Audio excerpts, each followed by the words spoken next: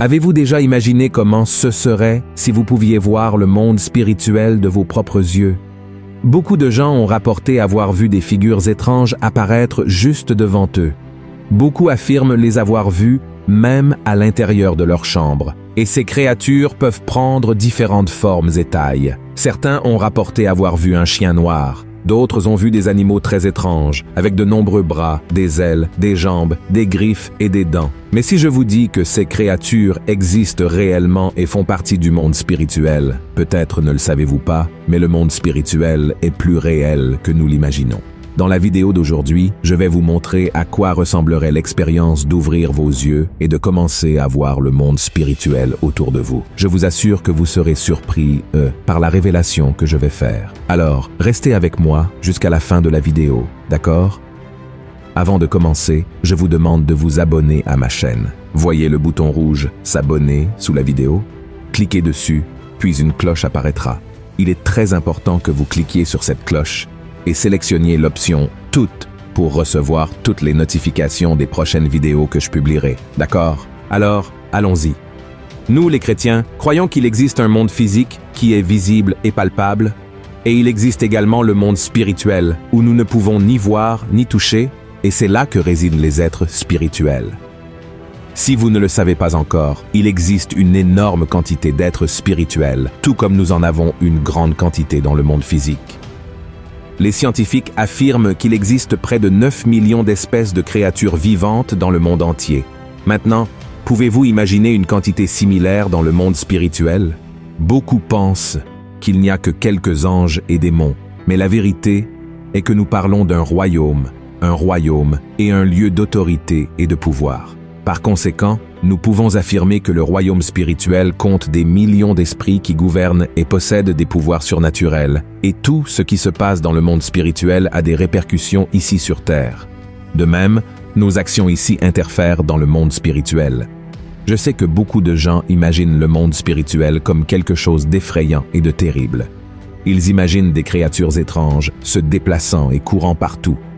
Mais saviez-vous que le monde spirituel est situé juste devant vous? Je sais que cette vérité peut être effrayante, mais c'est une réalité que nous ne pouvons pas ignorer. La Bible elle-même nous enseigne à ce sujet. Regardez ce qui est écrit dans Éphésiens, chapitre 6, verset 12.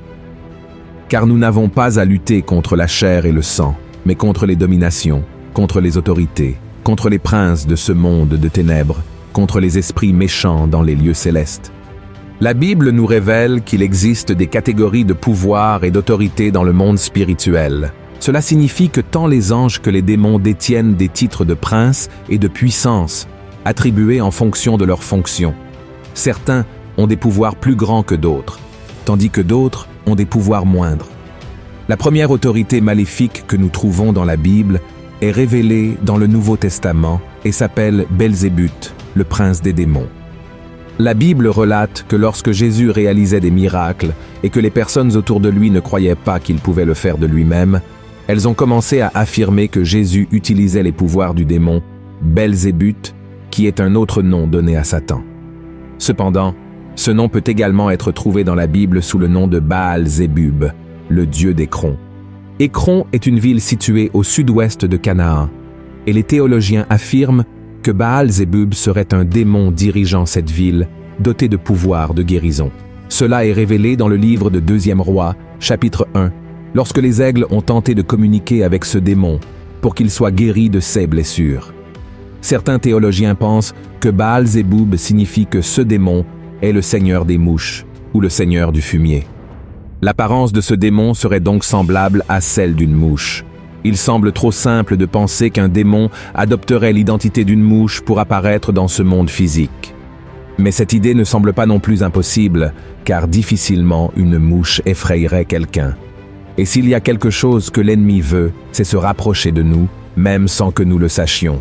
Un autre prince des démons que nous pouvons trouver dans la Bible se trouve dans le livre de Daniel. Daniel était un homme très consacré, qui priait beaucoup Dieu, et le Seigneur envoyait des réponses à travers les anges. Et une fois, l'ange porteur des réponses de Dieu a été empêché par le démon, ayant le titre de prince de Perse. Voici ce qui est écrit. « Le chef du royaume de Perse m'a résisté 21 jours. Mais voici Michaël, l'un des principaux chefs, est venu à mon secours, et je suis demeuré là auprès des rois de Perse. » Dans ce passage de la Bible, il est très clair que les anges et les démons sont constamment en lutte les uns contre les autres, et nous aussi. Lorsque nous prions, nous nous retrouvons face à face avec l'ennemi, essayant d'empêcher les réponses de Dieu de nous parvenir. C'est pourquoi il est si important de persévérer dans la prière. Il existe une autre catégorie de démons qui portent le titre de roi. La Bible nous met en garde contre le règne des ténèbres, contre les gouvernements et les autorités spirituelles du mal. Ils contrôlent non seulement ce qui se passe dans le monde spirituel, mais aussi dans le monde physique. Ces créatures démoniaques utilisent toujours des personnes éloignées de Dieu, qui donnent des ouvertures à travers des péchés et font en sorte que d'autres s'éloignent également de Dieu. Mais la bonne nouvelle est que si nous avons Jésus comme notre Seigneur et Sauveur, nous sommes du côté du vainqueur. Et la Bible dit dans Romains, chapitre 8, qu'il n'y a rien dans ce monde, ni les pouvoirs, ni les autorités démoniaques, qui pourront nous séparer de l'amour de Dieu.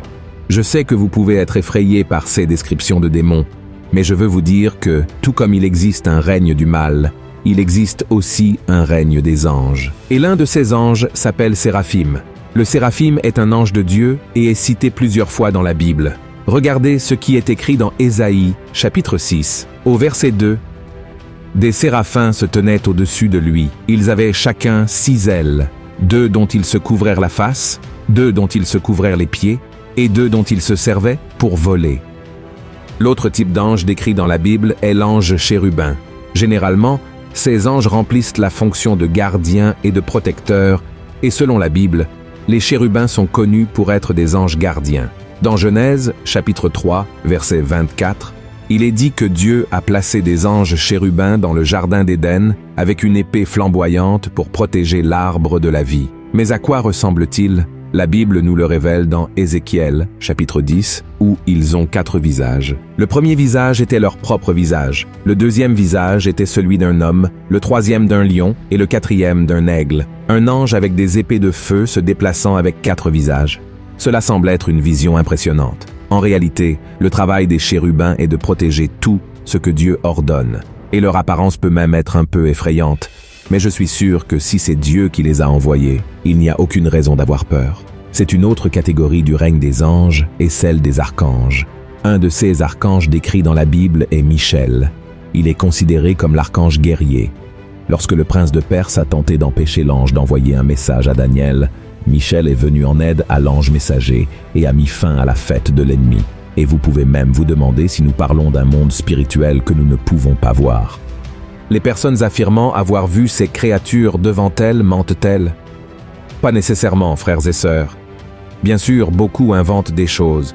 Beaucoup racontent quelque chose qu'ils n'ont pas vu, mais dans la Bible, beaucoup ont réussi à voir ce qui se passe dans le monde spirituel. Et si cela s'est produit dans le passé, rien n'empêche que cela se produise aussi de nos jours. Par exemple, le prophète Élisée et l'un de ses serviteurs ont été parmi les privilégiés de la Bible qui ont pu voir de leurs propres yeux. La Bible relate qu'à l'époque où l'armée syrienne avait été envoyée pour arrêter Élisée, ses serviteurs avaient peur parce qu'ils voyaient dans le monde physique une grande armée approcher. Mais Élisée était calme, car contrairement aux autres, il pouvait voir le monde spirituel. Il avait déjà vu de ses propres yeux qu'il était protégé par une armée spirituelle et a prié pour que Dieu révèle cela aussi à l'un de ses serviteurs. Regardez ce qui est écrit dans 2 Rois, chapitre 6. Élisée pria et dit, « Éternel, ouvre ses yeux pour qu'il voie. » Et l'Éternel ouvrit les yeux du serviteur, qui vit la montagne pleine de chevaux et de chars de feu autour d'Élisée. L'armée syrienne approchait avec des chevaux et des chars dans le monde physique, mais l'armée dans le monde spirituel autour d'Élisée était composée de chevaux et de chars de feu. Nous pouvons donc affirmer, avec ce verset, que le monde spirituel peut avoir la présence de nombreuses choses similaires à celles de notre monde physique. Si la Bible parle de chevaux et de chars, mais couverts de feu, il est certain que le monde spirituel peut être très semblable au monde que nous pouvons voir, mais avec des éléments de puissance et des manifestations surnaturelles. Et seriez-vous prêts à être témoins de ces choses? Frères et sœurs, nous pouvons influencer le monde spirituel par nos prières. C'est pourquoi la Bible nous encourage à prier en tout temps. La Bible dit que Dieu est esprit et qu'il est assis sur le trône au-dessus de tout. Mais elle dit aussi que Dieu est avec ceux qui ont un cœur brisé, un cœur repentant.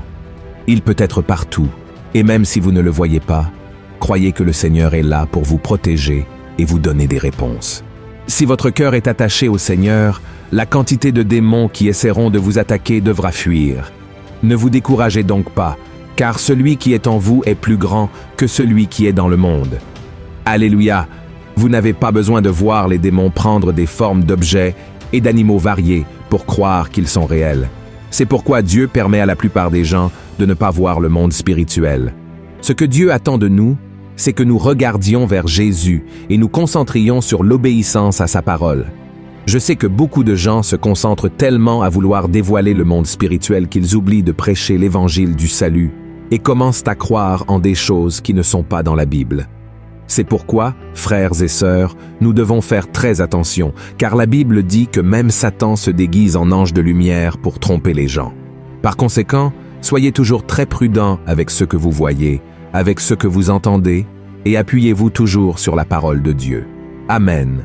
Frères et sœurs, combien il est bon d'étudier ce que la parole de Dieu nous révèle sur les choses autour de nous. En réalité, nous n'avons pas besoin d'avoir peur, ni de nous inquiéter, car Dieu lui-même ordonne aux anges de nous garder dans tous nos chemins, comme il est écrit dans le psaume 91. Amen. Si vous avez aimé cette vidéo, je vous prie de la partager avec vos amis et votre famille et de vous abonner ici à ma chaîne. Que Dieu vous bénisse et à la prochaine vidéo.